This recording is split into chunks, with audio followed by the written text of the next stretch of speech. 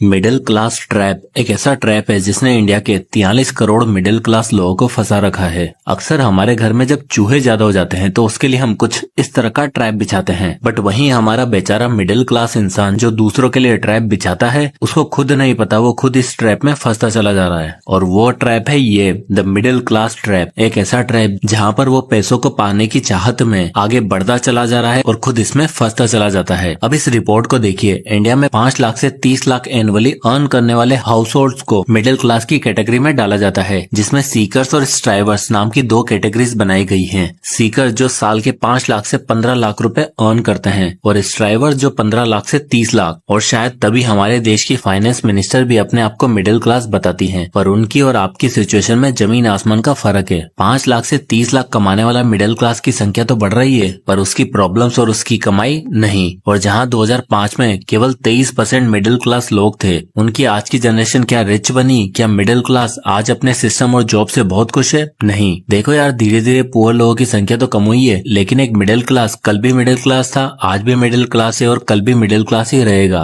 क्योंकि 5 लाख कमा लो या 30 लाख, आप रिच क्लास में तब तक नहीं आ सकते जब तक कि ये सारी गलतियां कर रहे हो। ऐसी गलतियां जो आपको इवन मिडिल क्लास से निकालकर पुअर सेक्शन में पटकने वाली हैं और आपको इसका अंदाजा भी नहीं है। तो दोस्तों, आज की इस वीडियो में मैं आपको 6 ऐसी गलतियां बताने वाला हूँ जो हर मिडिल क्लास इंसान कर रहा है, और न केवल गलतियां बल्कि उनसे बाहर निकलने के 3 अमेजिंग सॉल्यूशन भी बताने वाला हूँ, जिससे आप अपने आप को इस मिडिल क्लास की गरीबी से बाहर निकल पाओगे। तो तैयार हो तो वीडियो को लाइक करें। चलिए शुरू करते हैं। मिडिल क्लास गलती नंबर 1, खाओ पियो ऐश करो, ओवर स्पेंडिंग की आदत। ऑथर डेव रामसे का एक बहुत ही फेमस कोट है, we buy things we can't afford with money we don't have to impress people we don't like. जो मिडिल क्लास लोगों के लिए पूरी तरह लागू भी होती है। यानी हम दूसरों को इम्प्रेस करने के चक्कर में उन पैसों को खर्च करते हैं जो हमारे पास है ही नहीं, और उन चीजों को खरीदते हैं जिन्हें हम अफोर्ड नहीं कर सकते। एक मिडिल क्लास इंसान का मानना होता है कि जो जीना है आज में जीना है, फ्यूचर की चिंता क्यों करनी। महंगे रेस्टोरेंट में जाओ, क्लब्स में जाओ, पार्टीज करो, अच्छे ब्रांडेड कपड़े पहनो, महंगा फोन रखो, घूमो फिरो ऐश करो, बस और चाहिए ही क्या, है ना। देखो यार, अच्छी लाइफस्टाइल जीने में कोई बुराई नहीं है, लेकिन औकात के बाहर खर्चा करोगे तो लेने के देने पड़ेंगे। यकीन नहीं आता तो विजय की स्टोरी को ही देख लो। 30,000 महीना कमाने वाला विजय, जिसको गाड़ियों का बहुत शौक था, हर रोज सुबह ऑफिस के रास्ते में पड़ते हुए शोरूम में गाड़ियां देखता और सोचता कि एक दिन मैं भी अपनी ड्रीम कार चलाऊंगा। कुछ समय बाद उसकी सैलरी बढ़ी और 50,000 की सैलरी होते ही वो तुरंत शोरूम गया और रेड कलर की एक बड़ी गाड़ी पे उसका दिल आ गया, और EMI ऑप्शन वगैरह देख के उसने 8 लाख की गाड़ी खरीद ली। अब आप देख ही सकते हो कि विजय ने 8 लाख का लोन लिया, वो भी 5 साल के लिए। तो हर महीने विजय को 16,000 रुपए महीना EMI देनी पड़ेगी, और साथ ही साथ कार का इंश्योरेंस, पेट्रोल, मेंटेनेंस मिलाकर 19 से 20,000 तक का खर्चा पड़ जाता है। कुछ समय बाद विजय की कंपनी ने डाउन साइजिंग अनाउंस करी, तब उसकी नौकरी भी चलेगी और कार की EMI निकालने के लिए उसने अपनी सारी सेविंग्स खर्च कर दी। कुछ टाइम तो चला गया, लेकिन बाद में उसे एहसास हुआ कि ये सपना जैसी दिखने वाली चीज धीरे धीरे उसके गले का फंदा बन चुकी थी, और अब चाहकर भी वो इस प्रॉब्लम से बाहर नहीं निकल सकता था। तो दोस्तों, ओवर स्पेंडिंग की एक ऐसी बीमारी जो आपको एक बार लग गई तो धीरे धीरे करके ये आपकी पूरी जेब ढीली कर देगी, और तब खाने पीने, घूमने फिरने और महंगा फोन चलाने के लिए दूसरों का मुंह भी देखना पड़ेगा और उधार का सहारा भी लेना पड़ेगा। गलती नंबर 2,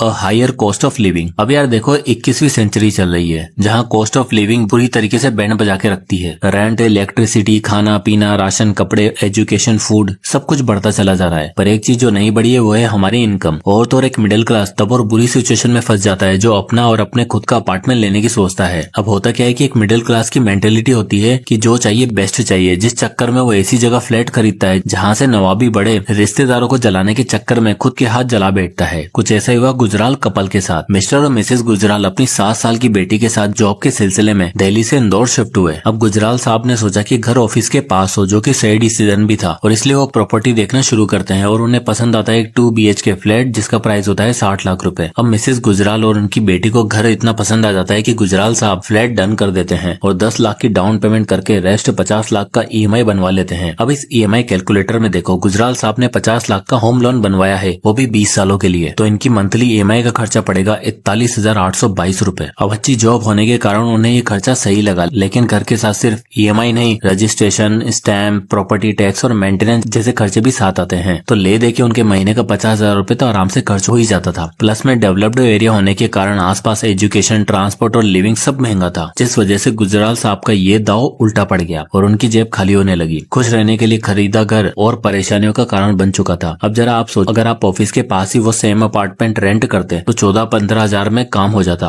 और बाकी बचे 20-25 हजार अगर वो इन्वेस्ट करते। तो इस SIP कैलकुलेटर में देखो, गुजराल साहब अगर 25,000 की SIP करते जहां उन्हें 12% का रिटर्न मिलता तो 20 साल बाद उनकी वेल्थ 2,49,78,698 रुपए हो जाती। पर अफसोस गुजराल साहब ने ऐसा नहीं किया। उन्होंने जल्दीबाजी में आके एक डील करी और हाई कॉस्ट ऑफ लिविंग ने उनकी वाट लगा दी। अब यहाँ बहुत से लोग बोलेंगे कि 20 साल बाद वो प्रॉपर्टी गुजराल साहब की हो ही जाती और उनके पास खुद का एक अपार्टमेंट होता। वेल, आपका कहना सही है, बट हमें ये याद रखना चाहिए कि गुजराल साहब उस घर को बेच नहीं सकते और 20 सालों तक 45,000 की EMI उनके घर में जाती रहेगी। तो अगर आपकी इनकम का बड़ा हिस्सा केवल EMI में जा रहा है तो घर बाय करना आपके लिए अच्छा ऑप्शन नहीं होगा, क्योंकि इतने सालों तक आपको मर मर के जीना पड़ेगा। वहीं अगर आप डाउन पेमेंट ज्यादा से ज्यादा कर सकते हो और आपकी इनकम का मेजर हिस्सा EMI में नहीं जाएगा तो फिर आप उस अपार्टमेंट को बाय करने का सोच सकते हो, अदरवाइज रेंट करना ही बेस्ट ऑप्शन होगा। गलती नंबर 3, नौकरी की समस्या। हमारा मिडिल क्लास परिवार में एक चीज जिसपे सबसे ज्यादा ध्यान दिया जाता है वो है एजुकेशन, और एजुकेशन पे किया हुआ खर्चा हम जरूरी भी नहीं समझते। पर एजुकेशन पूरी होने के बाद क्या एक अच्छी स्टेबल जॉब की गारंटी होती है? जी नहीं। एक मिडिल क्लास इंसान के लिए उसकी जॉब ही सब कुछ होती है, पर क्या उस जॉब की सेफ्टी की गारंटी है क्या वो जॉब आपको सेटिस्फाई कर पाती है? और आपको क्या लगता है कि सभी लोगों की जॉब लग जाती है? क्या कॉलेज से पास हुआ हर बच्चा अपनी पसंद की एम्प्लॉयमेंट हासिल कर पाता है क्या? नहीं। ऐसे में एक मिडिल क्लास का सबसे आसान रास्ता दिखाई देता है गवर्नमेंट जॉब। Tier 2 और Tier 3 सिटीज में तो जॉब का मतलब सरकारी नौकरी होता है, इसलिए वो लोग लग जाते हैं तैयारी में। इंडिया में हर साल 10 से 15 लाख बच्चे गवर्नमेंट एग्जाम देते हैं और सिलेक्शन रेट कितना है? सिर्फ 0.11%। और इसी चक्कर में वो लोग साल पे साल बर्बाद करते चले जाते हैं और एट लास्ट उन्हें एक 10-20 हजार की एक मीडियोकर सी जॉब से सेटिस्फाई होना पड़ता है। ऐसी एक कहानी है राकेश कुमार की, जिन्होंने सरकारी नौकरी पाने के लिए 10 साल तैयारी की, पर एंड में हार मानकर उन्होंने जॉब करने का सोचा और 28 साल की उम्र में जब वो नौकरी करने निकले तब उनके पास ना तो कोई अच्छी स्किल थी और ना ही कोई अच्छी डिग्री, इसलिए उन्हें 15,000 की जूनियर अकाउंटेंट की जॉब से सेटिस्फाई करना पड़ा। इसलिए सिर्फ जॉब की तलाश में अपनी लाइफ बर्बाद मत करो, बल्कि जॉब सर्च करने के साथ साथ अपना पैसा और अपना टाइम स्किल सीखने में लगाओ, कंटेंट क्रिएशन और ऑनलाइन बिजनेस जैसी चीजों की नॉलेज लो। गलती number 4, lack of financial plans. देखो यार, एक मिडिल क्लास पहली बात तो ठीक से पैसा कमा नहीं पाता, और अगर कमा भी लेना तो वो कभी रिच की कैटेगरी में नहीं आ सकता, क्योंकि हमें मनी मैनेजमेंट नहीं आता। स्कूल में, कॉलेज में, सोसाइटी में ये तो बताया गया है कि पैसा कमाना कैसे है, पर उसे मैनेज कैसे करना है, बजट प्लान कैसे करना है, ये किसी ने नहीं बताया। और इसी गलती की वजह से मिडिल क्लास लोगों के पास कोई ट्रैक ही नहीं रहता। खर्चा इतना हो जाता है कि सेविंग और इन्वेस्टमेंट के नाम पर कुछ बचता ही नहीं है। अब ऐसे में उन्हें लोन लेना ठीक ही लगता है, लेकिन 5 मिनट निकालकर फाइनेंशियल प्लानिंग करना,